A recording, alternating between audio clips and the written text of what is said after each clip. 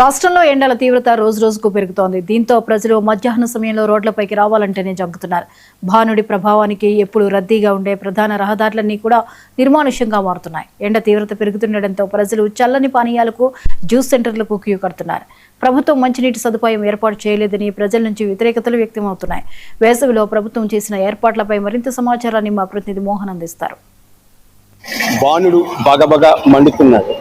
ఎండ తీవ్రత పెరుగుతుంది, కానీ ప్రజలు ఇళ్లకే పరిమితం అవుతున్నారు. దీంతో రోడ్లన్నీ కూడా నిర్మానుష్యంగా మారుతున్నాయి. ముఖ్యమైన పనులుంటే తప్ప ప్రజలెవరూ బయటికి రాని పరిస్థితి. ఈ ఎండ తీవ్రత ప్రభావంపై ఇప్పుడు మనం ఇక్కడికి విచ్చేస్తున్నటువంటి అంటే ప్రయాణాలు చేస్తున్నటువంటి వారిని అడిగి తెలుసుకుందాం. సార్ చెప్పండి, మీరు ఇంత ఎండలో వచ్చారు కదా, ఎక్కడి నుంచి వచ్చారు? అసలు ఎండ ప్రభావం ఎలా ఉంది? సార్ ఎండ చాలా తీవ్రంగా ఉందండి. మండిపోతున్నాం, చెమటలు పడి వస్తున్నాయండి. రోజులు చూస్తున్నాను నేను.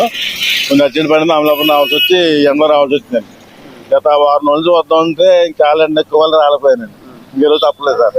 ఎండ చాలా ఎక్కువ ఉందండి. వచ్చేవాళ్ళు కూడా హెల్మెట్ పెట్టుకున్నా కూడా బాడీకి ఎండ కూడా వేస్తుంది సార్. అంటే ఇప్పుడు వాటర్ మీకు ప్రతి చోట దొరుకుతుందా? వాటర్ అయితే తక్కువ ఉంటుందండి. వాళ్ళు మనం ఎక్కడన్నా అయితే మనం కొనుక్కునే తాగడం వాటర్. ఇప్పుడు వచ్చి జ్యూస్ తాగారండి. ఇప్పుడైతే ప్రభుత్వం ఎక్కడ కూడా మంచి పాయింట్ అయితే ఎక్కడ లేవు సార్. వాటర్ పాయింట్ అయితే ఎక్కడ లేవండి, దారిలో ఎక్కడ లేవు సార్. సరే, ఇప్పుడు ఎక్కడికి వెళ్తున్నా అంటే ఎండ ఎలా అనిపిస్తుంది? చాలా తీవ్రంగా ఉంటుంది ఈరోజు. ఈ రోజు అంటే తీవ్రంగా ఉందండి. రోజు కంటే ఎక్కువ ఉందండి. ఈ రోజు నిన్న కొంచెం బెటర్ కానీ వాళ్ళు చాలా ఎక్కువ ఉంది సార్. ఎక్కడి నుంచి వచ్చారు? ఆ ఎండ తీవ్రత ఎలా ఉంది ఈ రోజు? నేను అయితే ఒక ఆటో డ్రైవర్ని. ఇక్కడ తాళరావు నుంచి ఇక్కడ ఫంక్షన్ నిమిత్తం ఎలా వచ్చాం. దారిలో ఎక్కడ కూడా ఎండకి చాలా ఇబ్బంది. దారిలో కూడా ప్రధాన కూడల్లో కూడా వాటర్ ఫెసిలిటీ కానీ ఎవరన్నా మజ్జిగ ఫెసిలిటీ కానీ ఎక్కడ ఏమి లేదు. ఎక్కడ ఏదైనా కొనుక్కొని తాగాలి తప్ప.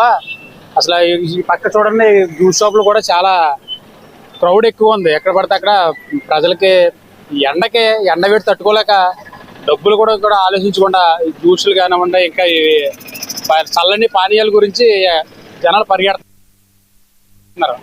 ప్రభుత్వం వారు ప్రధాన కూడలిలో గ్రామీణ ప్రాంతాల నుండి వచ్చిన వారికి ఎవరన్నా హాస్పిటల్ నిమిత్తం కానీ ఏదన్నా పెళ్లి నిమిత్తం కాంప్లెక్స్ కానీ వస్తారు కాబట్టి వాళ్ళకి ప్రధాన కూడల్లో ఎక్కువ జనాలు ఉండే ప్రాంతాల్లో వాటర్ ఫెసిలిటీ కానీ మజ్జిగ కానీ ఇతరత్ర ఏర్పాటు చేస్తే బాగుంటుందని నా అభిప్రాయం.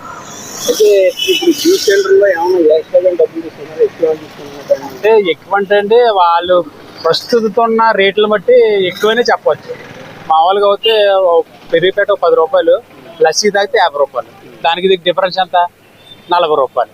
ఇవన్నీ మరి ఎలాగంటే మరి ఎండవేడి తట్టుకోవడానికి ఇంకా ప్రజలు తప్పదండి. ఆరోగ్యంగా ఎక్కువేం కాదు కదా, చల్లదనానికి రిలీఫ్ కోసం సరదాగా తాగాల్సి వస్తుంది. రాష్ట్రంలో ఎండ తీవ్రత పెరుగుతూ ఉంది. ఎండ తీవ్రత పెరుగుతుండటంతో ప్రజలు ఇళ్లకే పరిమితం అవుతున్న పరిస్థితి. అందుకనే ఏదైతే ప్రధాన కూడళ్ళు ఉన్నాయో ప్రధాన కూడలన్నీ కూడా ఎండ తీవ్రత వల్ల ప్రజలు బయట తిరగక నిర్మానుష్యంగా మారుతున్న పరిస్థితులు కనిపిస్తూ ఉన్నాయి. ముఖ్యంగా ఎండ తీవ్రతకి బయటకు వచ్చినటువంటి ప్రజలు ఎవరైతే ఉన్నారో వాళ్ళంతా కూడా మజ్జిగ షాపులు, అలాగే జ్యూస్ సెంటర్స్, బొండాల కొలు ఉన్నటువంటి ప్రదేశాల్లో ఎక్కువ రద్దీగా కనిపిస్తుంది. ప్రజలంతా కూడా జ్యూస్ సెంటర్ల దగ్గర ఎక్కువ రద్దీగా ఉంటున్నారు. ముఖ్యంగా ఏదైతే దూర ప్రాంతాల నుంచి వస్తున్నటువంటి ప్రజానికి ఉన్నారో వాళ్ళందరికీ కూడా ప్రభుత్వం మంచినీటి సదుపాయాన్ని కల్పించట్లేదనేది కూడా కొంతమంది చెబుతూ ఉన్నారు. అంటే కొన్ని ప్రధాన కూడల్లో మంచినీటి సదుపాయం కల్పించాలనేది ప్రజలు డిమాండ్ చేస్తూ ఉన్నారు. అంతేకాకుండా ఎవరైతే ప్రజానికం బయట తిరుగుతున్నటువంటి వారందరూ కూడా చక్కగా మంచినీరు తీసుకోవాలి, అలాగే మంచి ఆరోగ్యంగా ఉండాలంటే ఖచ్చితంగా నీరు తీసుకోవాలని చెప్పేసి వైద్యులు సూచన చేస్తున్నారు. ఎండ తీవ్రత నుంచి ప్రజలు ఎప్పుడు ఉపశమనం కలుగుతుందో వేచి చూడవలసిందే. కెమెరామెన్ శ్రీనివాస్తో మోహన్, 99 టీవీ, ఉమ్మడి తూర్పుగోదావరి జిల్లా.